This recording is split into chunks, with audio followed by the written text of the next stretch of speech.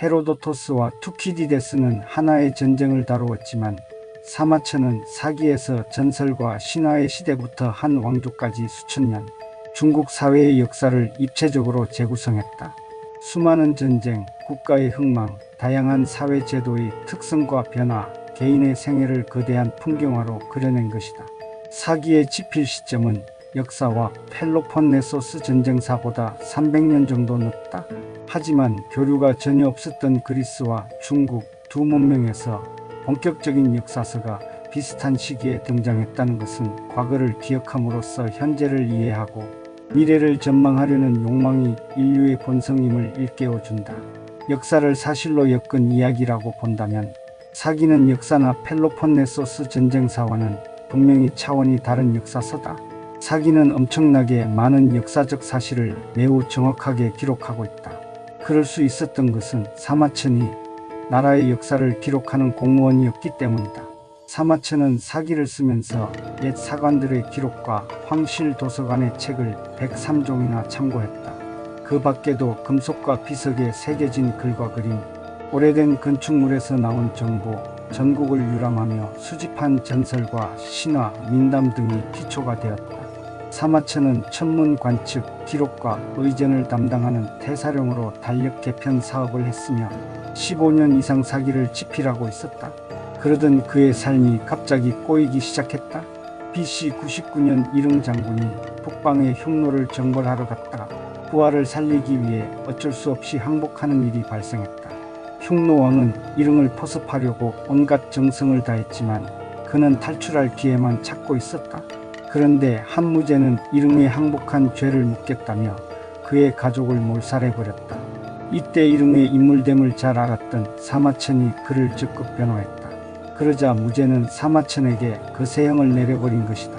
다행히 2년 후 사마천은 풀려났고 다시 사기 집필을 이어나간다. 사마천에게 거세의 치욕을 견뎌내게 한 것은 사기였다. 그가 사기를 쓴 첫 번째 목적은 역사적 사실을 기록하는 것이었다. 두 번째는 치욕적 형벌에 대한 일종의 복수였다. 사마천은 사기를 명산에 숨겼다가 성읍과 큰 도시에 유통하게 하여 역사의 심판대에 올리고자 했다.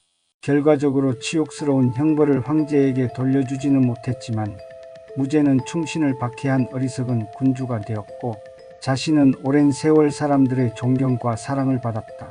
이보다 더 우아하고 치성적인 복수가 문명사에 또 있을지 모르겠다. BC 1세기 아직 종이가 없었던 중국에서 사마천은 축간의 목으로 글을 쓰고 제목을 태사공서라 지었다.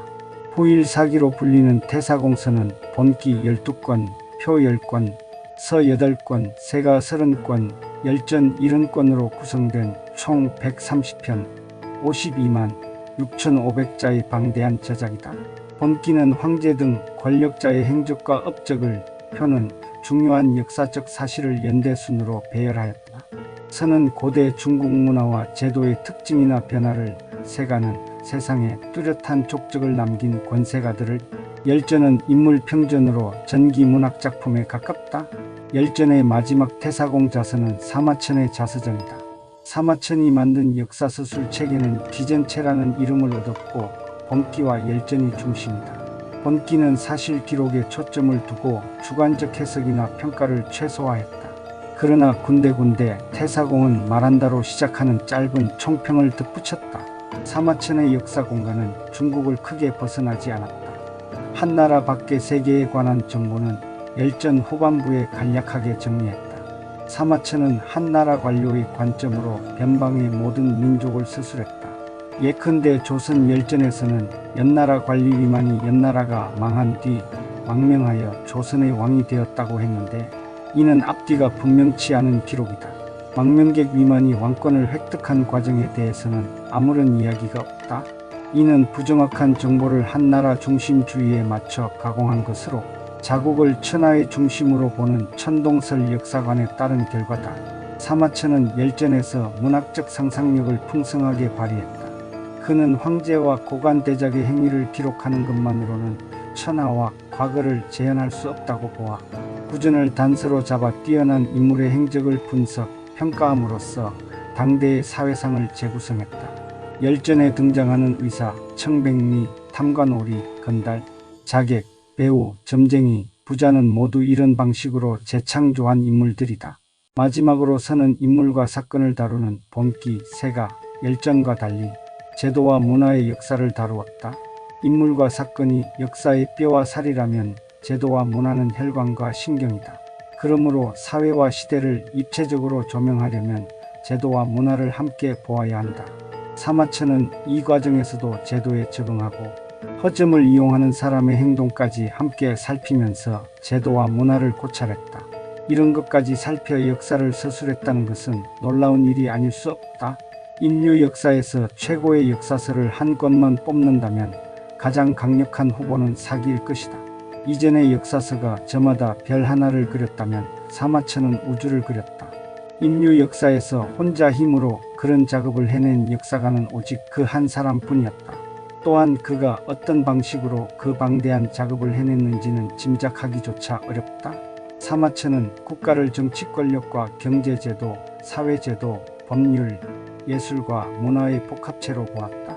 또한 그는 그 모든 것이 시간의 흐름 속에서 끊임없이 변한다는 사실을 직시하면서 그 구조와 양상을 분석했다.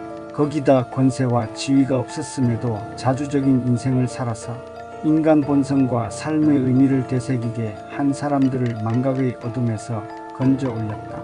사기는 또한 개인적인 치욕을 참아낸 사마천이 수많은 역사적 사실과 마주하면서 느꼈던 삶과 죽음에 관한 생각과 감정도 전해준다. 사기를 읽으면 역사서술의 발전이라는 개념을 적용하는데 의문이 든다. 왜냐하면 사마천 이후 태어난 어떤 역사가도 사기보다 더 훌륭하거나 더 감동적인 이야기를 들려주지 못하고 있기 때문이다.